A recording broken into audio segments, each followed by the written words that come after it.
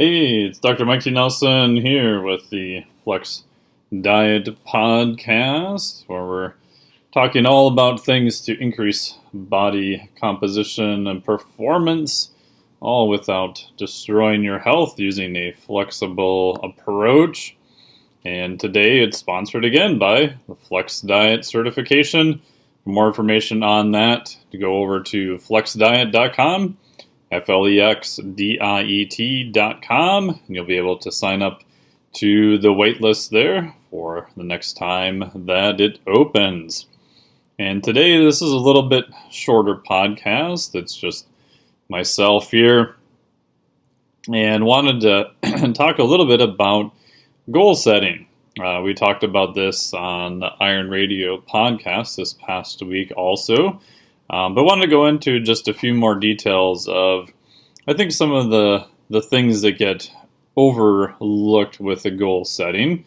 Using a smart approach, I think, is always a good idea.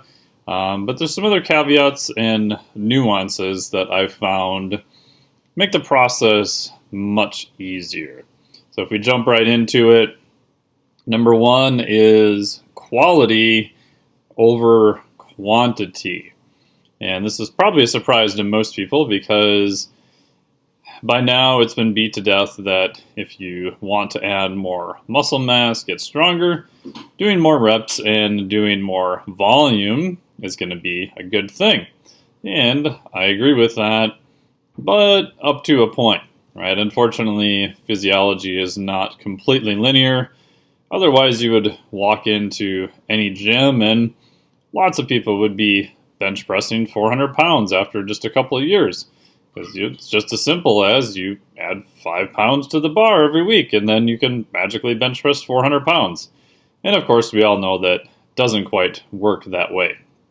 I think with the kind of the craze of volume now, people tend to look at ways of increasing volume and then sacrificing quality. And like we said, volume is important. We know that is a main driver for hypertrophy. We know it's a big driver for strength. You're going to burn more calories. So doing volume is a good thing. Doing a little bit more volume over time than what you've done before, super helpful. But the quality is still important. So if we're talking about the gym, what are we talking about quality?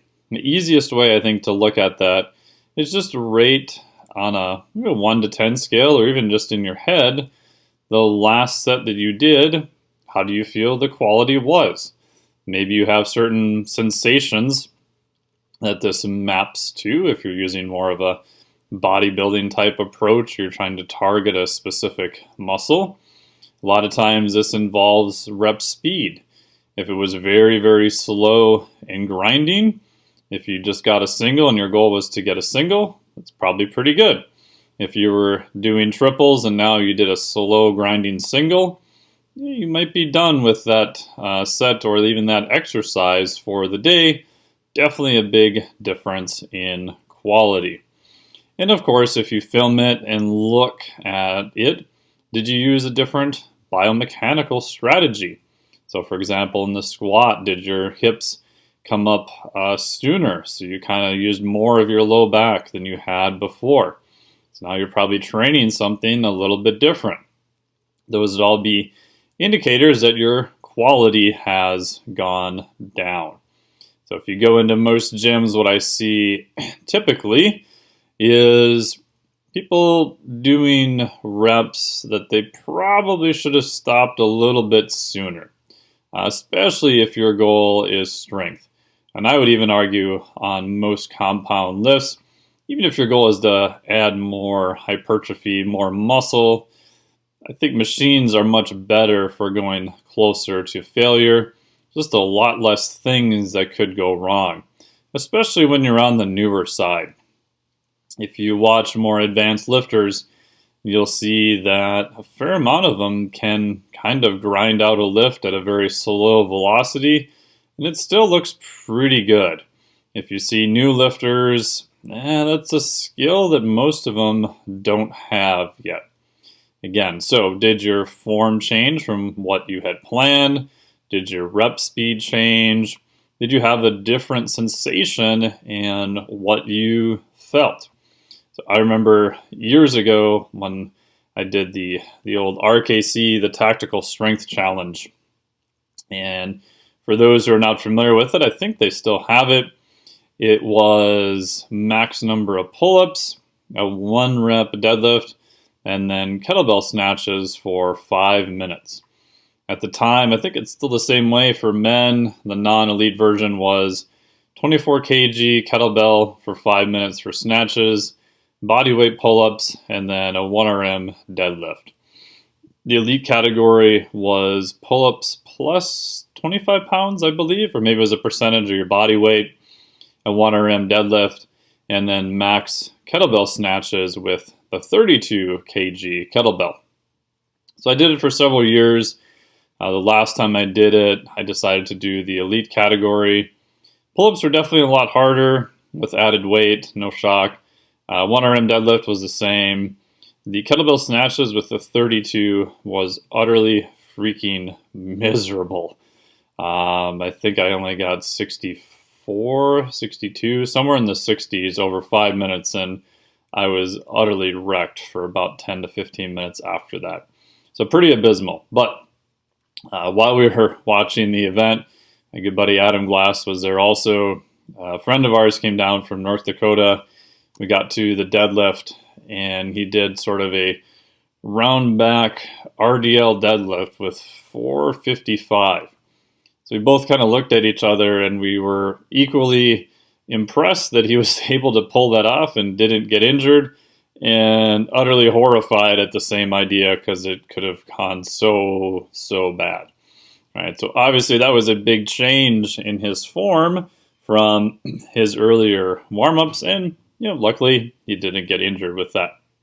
So when we're looking at goal setting and we're doing work in the gym, a kind of forgotten principle is that we want to emphasize quality over quantity first.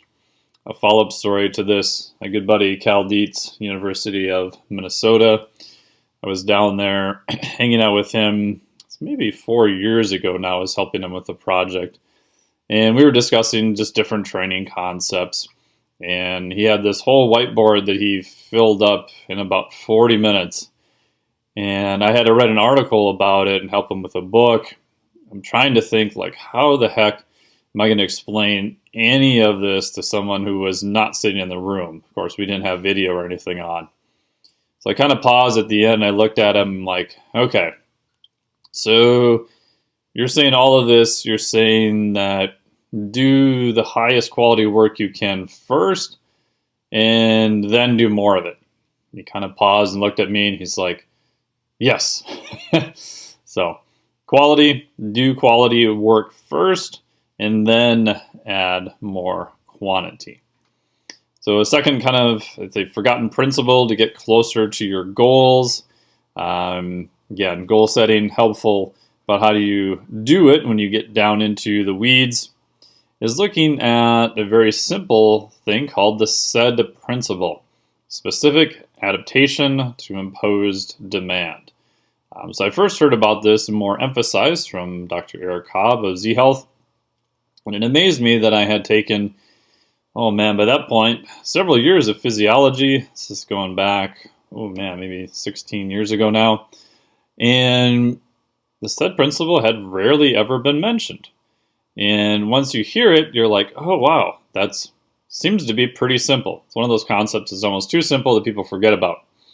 So specific adaptation to imposed demand. So if you want to get better at, say, squatting, or let's say a front squat to be more specific, then your training should have some front squats, right? So Dan John has talked a lot about this, which is awesome. If you want to get better at conventional deadlift, then your program should have conventional deadlift in it, right? And it's one of those concepts that, again, seems so simple that people forget. Now, the caveat to that is, and there's some exceptions to this, you probably can't do that thing all the time every day. Right? So you're probably not going to deadlift 6 days per week. I have tried that, although I had to rotate deadlift variations and make sure they were sub-max. We do find that some athletes, especially Olympic weightlifting athletes, can get away doing a high amount of repetition of similar exercises. But for most people, you're going to need a little bit more variety.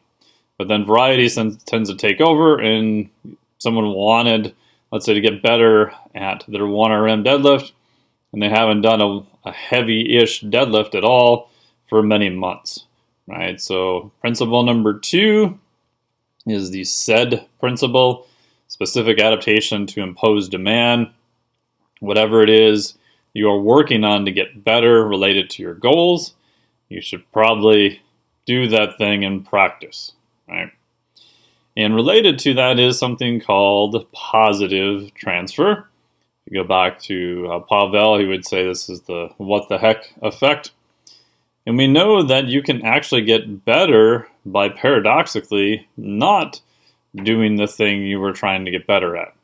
For example, if you were trying to get better at your 1RM deadlift, sometimes doing squats will have a transfer to your 1RM deadlift, or 45-degree back extensions, or kettlebell swings, or something else that doesn't really look like a deadlift. However, it could increase the thing where you have a weak spot. So we want to maximize quality first, then add quantity. We want to maximize the SAID principle, so do the specific thing we're trying to get better at.